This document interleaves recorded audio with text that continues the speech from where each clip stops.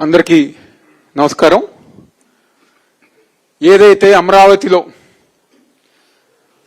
రాజధాని పేరుతో అనేక మంది రైతుల్ని ఇబ్బంది పెట్టి వాళ్ళ భూముల్ని భయపెట్టైనా లాక్కోవాలని చెప్పని చూస్తున్న ఈ కూటమి ప్రభుత్వం ఒక రెడ్ బుక్ రాజ్యాంగం ఆ ప్రాంతంలో ఉంది కాబట్టి ఆ రైతుల ఒక సూచనలతో ఆ రైతుల ఒక రిక్వెస్ట్ తో జగన్మోహన్ రెడ్డి గారి ఒక నాయకత్వంలో వైఎస్ఆర్ కాంగ్రెస్ పార్టీ ఆధ్వర్యంలో రైతు పరిరక్షణ కమిటీ 2 సార్లు మా పార్టీ ఆఫీసులో వాళ్ళతో సమావేశమై వాళ్ళు మీరందరూ గారు మా దగ్గరికి వస్తే మాకు ధైర్యంగా ఉంటుంది, మమ్మల్ని వాళ్ళందరూ గారు ఇబ్బంది పెడుతున్నారు కాబట్టి మీరందరూ గారు రావాలి అని చెప్పని వాళ్ళు కోరితే ఈరోజు మేమందరం గారు వెళ్ళాం.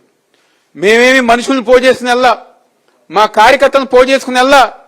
ఈరోజు నాయకులుగా ఎవరైతే ఆ కమిటీ సభ్యులు ఉన్నారో మా లీగల్ టీం ఉందో మేమందరమే ఆ ప్రాంతంలో ఉన్న రైతులను కలుద్దామని చెప్పని వెళ్తే తెలుగుదేశం పార్టీకి సంబంధించిన గూండాలు రౌడీలు ముందు తాగించి ఎవరైతే అక్కడ ఇసుక మాఫియా మట్టి మాఫియా చేస్తున్నారో వాళ్ళందరిని గారా చిల్లర వ్యక్తుల్ని పోజేసి ఈరోజు మా కారుల మీద రాళ్ళు వేస్తాం కానివ్వండి, మాతో పాటు వచ్చిన లీగల్ టీమాల్ని నాయకుల మీద దాడి చేస్తాం కానివ్వండి, ఇలాంటి నీచ రాజకీయాలు ఈ కూటమి ప్రభుత్వంలో చేస్తున్నారు. పెద్దలందరూ గారు చెప్పారు.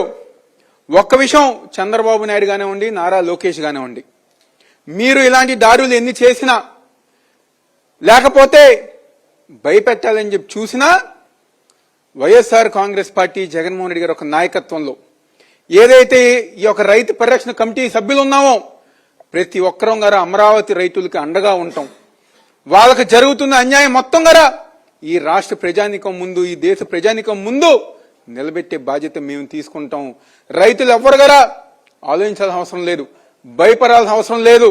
మీకు వైఎస్ఆర్ కాంగ్రెస్ పార్టీ జగన్మోహన్ రెడ్డి గారు ప్రతి ఒక్కరం గారు అండగా ఉంటామని సందర్భంగా చెప్తూ సెలవు తీసుకుంటున్నాం. మరిన్ని అప్డేట్స్ కోసం ఛానల్ ను సబ్స్క్రైబ్ చేయండి. నోటిఫికేషన్స్ కోసం బెల్ ఐకాన్ పై క్లిక్ చేయండి.